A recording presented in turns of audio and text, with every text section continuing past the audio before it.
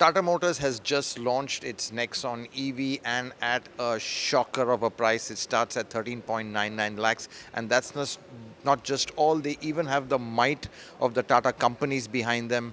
Tata Chemicals, Tata Power, Chroma, all betting on this new EV. And talking to me about it is Shailesh Chandra, the president of Tata Motors electric mobility business. Mr. Chandra, a big day. We had the whole shooting match from the Tata Group here. So obviously, the whole group is betting big on electromobility. But clearly, the Nexon EV, just talking about the price, I think that's what has shocked everyone. So the price introductory, you say, but I mean, what's the thinking behind it? Are battery prices really coming down, or is this something to get the people into electric cars? So, you asked about, as you rightly said, that this is a very aspirational SUV that we have come out with. And we had started the project with certain boundary conditions so that we bring a value proposition which makes sense to the customers.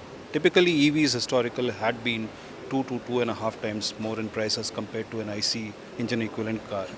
And therefore, one of the boundary conditions we had said that let it be very close as far as the price is concerned with respect to its IC counterpart.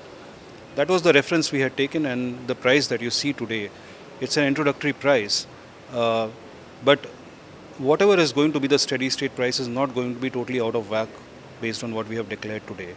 It's a sustainable level at which we feel that we'll be able to ensure that it's not at a very high premium versus an ICE car, and therefore we'll be able to get a mainstream traction of customers who want to buy.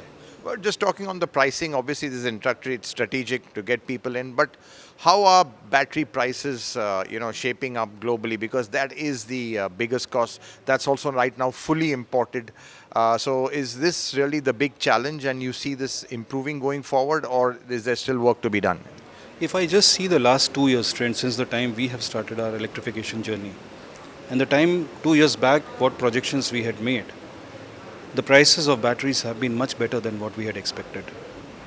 And They dropped a they lot have dropped faster. a lot versus what we had imagined. It is dropping actually at a much faster rate than what was imagined. It also has to do with the low utilization capacities in the China, which where battery cell manufacturing units are running at 40% utilization.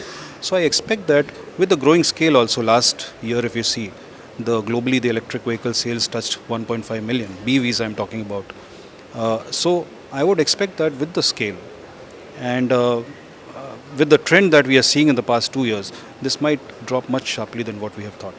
But do you think the demand would push up prices of raw materials, go into it, because that's finite, it's not easy to procure. So just looking at a long-term perspective. So we have read a lot of articles. We have discussed with a lot of experts.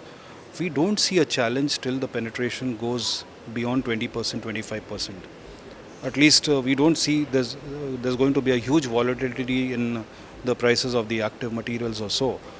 Cobalt remains always a question mark. So you're also seeing chemistries also moving with a lesser composition of cobalt.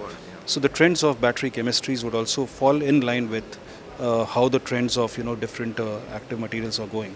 So a lot of chemistries are in play, and therefore there will be a solution, I imagine. So there's a lot of risk. If there is a huge R&D spending being done, there will be multiple options to ensure that there's not one which becomes too crucial for the entire industry. I And think that's the hope. And you talked about the customer getting the entire benefit of the whole Tata universe. So clearly, I just want to talk on the battery side. Tata Chemicals obviously looking at localizing the cells itself. So are you also working with a group company like that? So we are, all the group companies that you saw today, we started working 18 months back with the shared vision that this is an imperative for India and it's a locked in trend. So let us now think together how we can act as anchor customers or suppliers to each other and see whether it makes sense for us as individual companies. And if it makes sense, then let us learn from each other, coordinate and synchronize our efforts so that we create maximum value for the customer. That had been the thinking. So for example, Tata Chemicals. Tata Chemicals has been involved with us for the last 18 months to study, what are our preferences and auto OEM in terms of chemistry, form factors that we would prefer, with which kind of suppliers we would be more inclined to buy. All those kind of inputs they have taken. to the extent that we have also done joint visit to different cell manufacturers, so that whatever they plan for is relevant to Tata Motors. If it is relevant to me, it will be relevant to many other companies also. Right. That is how they see. So it has benefited both of us. Similarly, because recycling is a big issue, I think we have been searching for people who could do the recycling of batteries, because this is a problem which will come 4-5 years from now. So Tata Chemicals is actively working on that. Similarly, take example of Tata Power. Right. So on the charging station with Tata Power, fast chargers, you're saying 650 by 2021. These are what, about 25 to 30 kilowatt? Yes, so this would be a combination of 25 to 30 to 50 kilowatt, both. As of now, we'll start with 25 to 30 kilowatt, making it a bit more practical, because this is what the grid can support, and our car will also able to therefore, charge the car within 60 minutes. And last question on the price, on the demand. Is this just a discovery phase of the market, and how rapidly can you scale up? Yeah, so absolutely you're right, Hormazd, because if you take the reference of the current sales of EVs, which is right now only restricted to fleet, and some of the cars which have been in the market are very expensive. So there's no reference basis which there can be any demand that can be put.